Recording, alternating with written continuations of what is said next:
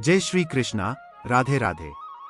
नमस्कार दोस्तों, आप सभी का हार्दिक स्वागत है हमारे YouTube चैनल जीवन रचना में। दोस्तों, हम लोगों को हमेशा लगता है कि पुण्य कर्म करने वालों को और इस संसार में अच्छे कर्म करने वालों को ही स्वर्ग की प्राप्ति होती है तथा पापी, नीच, क्रूर एवं नास्तिक लोगों को नरक में जाना पड़ता है। लेकिन हम सब यहाँ गलत सिद्ध हो जाते हैं। दोस्तों, इस कथा के माध्यम से हम आपको बताएंगे कि स्वर्ग में जाने का असली हकदार कौन है और मनुष्य द्वारा किए गए वह कौन से कर्म हैं जिससे आपके सारे कष्ट और पाप समाप्त हो जाते हैं। तो आइए दोस्तों, जानते हैं इस पवित्र कथा के माध्यम से। दोस्तों, एक बार धरती लोक पर 4 व्यक्तियों की मृत्यु एक ही साथ हुई। वह चारों लोग अलग अलग प्रदेश के रहने वाले एवं अलग अलग जाति के थे। वह चारों लोगों के विचार भी आपस में बहुत अलग थे। केवल संयोग से ही उन चारों की मृत्यु एक ही समय पर हो गई थी। एक ही समय पर यम के दूत उन चारों को लेने के लिए आए थे। मरने वालों में एक तो किसी प्रदेश का राजा था, दूसरा व्यक्ति एक अमीर व्यापारी था, तीसरा पूजा पाठ करने वाला पंडित था और चौथा गरीब मजदूर था जो दिन भर मेहनत करके अपने परिवार का पालन पोषण करता था। जब यमदूत उन चारों मृत आत्माओं को लेकर यमलोक पहुंचे तो वह चारों वहां खड़े हो गए। यमराज अपने आसन पर विराजमान नहीं हुए थे।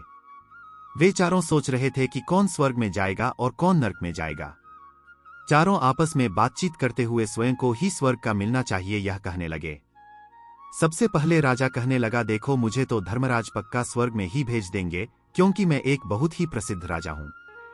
मैंने अपने अनेक अच्छे कर्मों से धरती लोक पर अपना खूब नाम कमाया है। चारों तरफ लोग मेरे अच्छे कर्मों की चर्चा करते हैं। कभी भी कोई मेरे द्वार से खाली हाथ नहीं गया।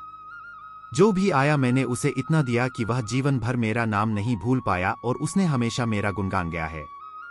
मेरे द्वारा लुटाए गए दान से लाखों लोगों को खाने को अनाज भोजन आदि मिला और रहने को घर मिला है। इसलिए मेरे कर्मों को देखते हुए धर्मराज मुझे पक्का ही स्वर्ग में भेजेंगे। दोस्तों, राजा की बात सुनकर वह धनी व्यापारी कहने लगा, हे भाई, मैंने तो पृथ्वी लोक रहकर खूब धन कमाया और उस धन से मैंने लाखों लोगों की सहायता की है।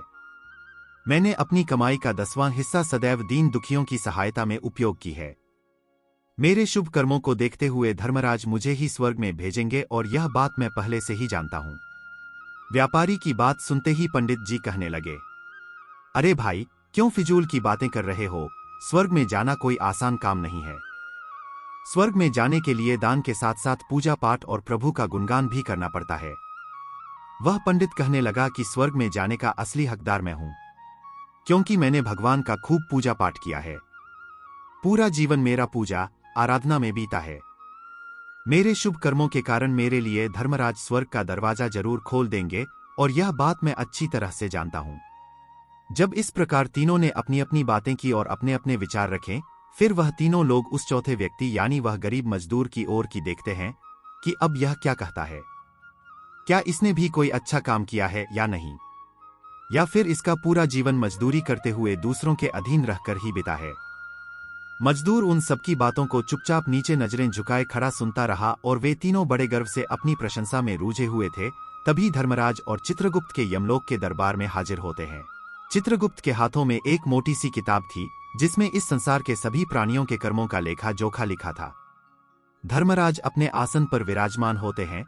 उसके बाद चित्रगुप्त ने राजा को अपने पास बुलाया और उससे पूछने लगे कि तुम बताओ, तुम तो धरतीलोक पर बड़े ही प्रसिद्ध राजा थे।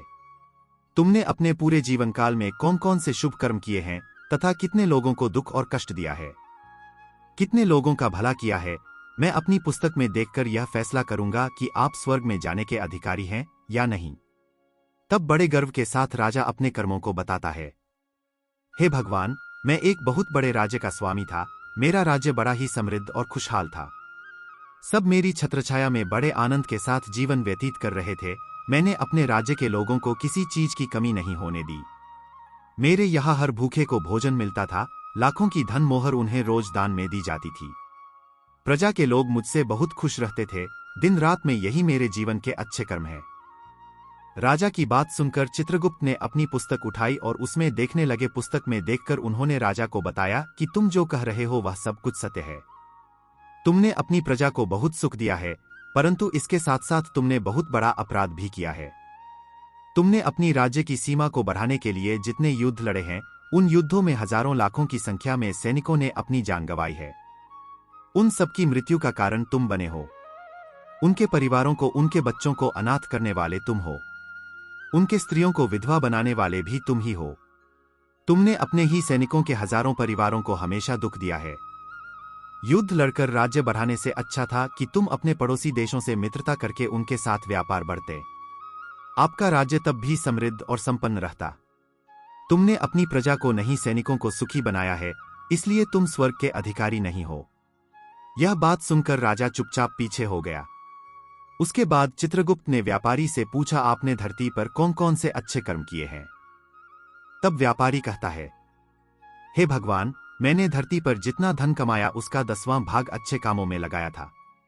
लाखों लोगों को भोजन कराया, कई आश्रमों को दान दिया है, कई बेघर लोगों को अपने धन से भर दिया है, कई शहरों में मंदिरों का निर्माण कराया है और उन मंदिरों में गरीबों को भोजन भी करवाया है, कई जगह पर धर्मशालाएं बनवाई हैं। यही मेरे जीवन के अच्छे कर्म हैं। व्यापारी की बात सुनने के बाद चित्रगुप्त ने अपनी पुस्तक खोली, जिसमें उसके जीवन के सारे अच्छे बुरे कर्म लिखे हुए थे।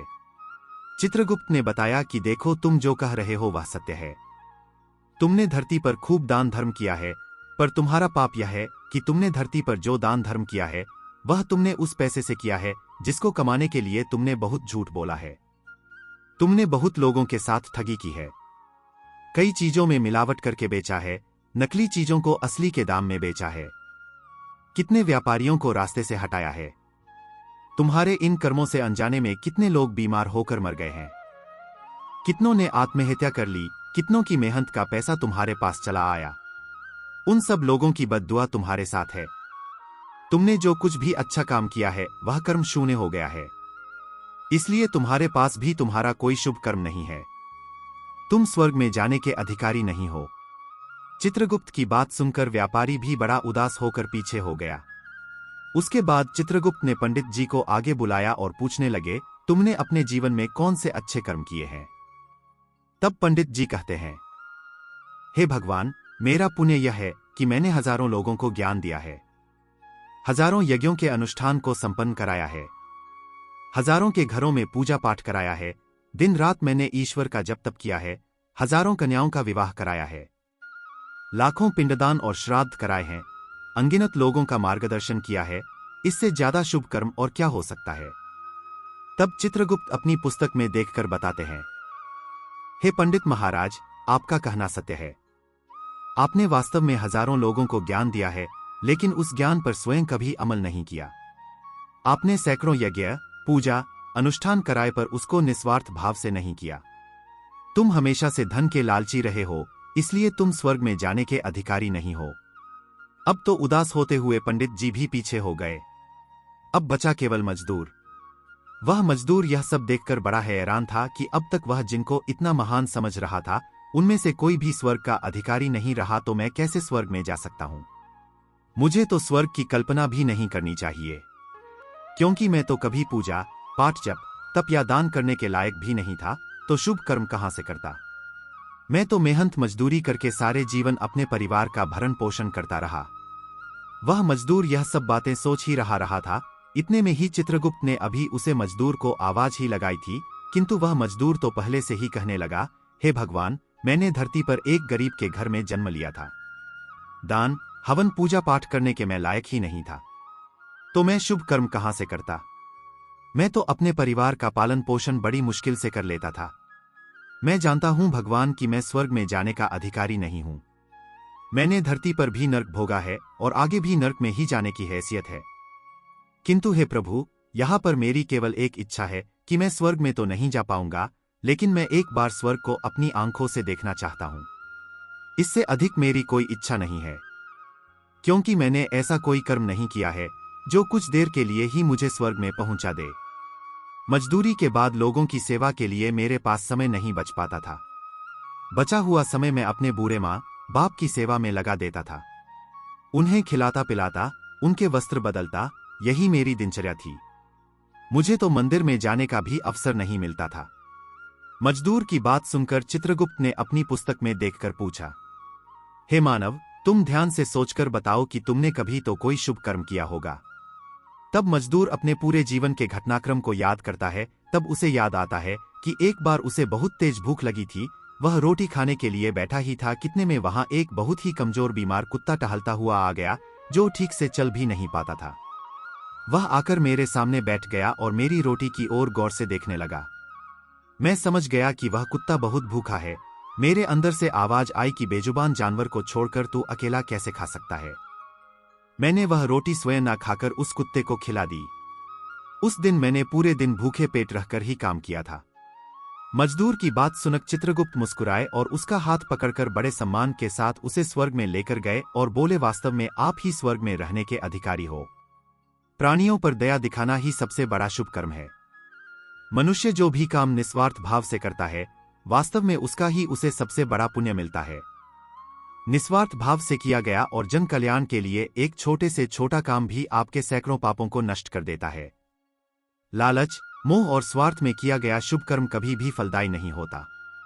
इसलिए ध्यान रहे, जीवन में अच्छे कर्म अच्छी भावना के साथ करना चाहिए। ऐसा नहीं होना चाहिए कि आपने किसी से धन छीनकर या चुराकर कर्म में लगा दिया हो, तो वह धन और उस धन से किया हुआ कर्म आपको कभी भी स्वर्ग का हकदार नहीं बन सकता।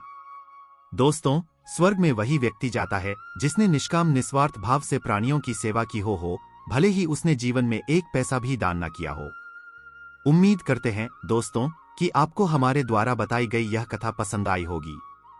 अंत में कमेंट सेक्शन में जय श्री हरि लिखना ना भूले और हमारे चैनल जीवन रचना को सब्सक्राइब जरूर कर लें। आप सभी का बहुत बहुत धन्यवाद।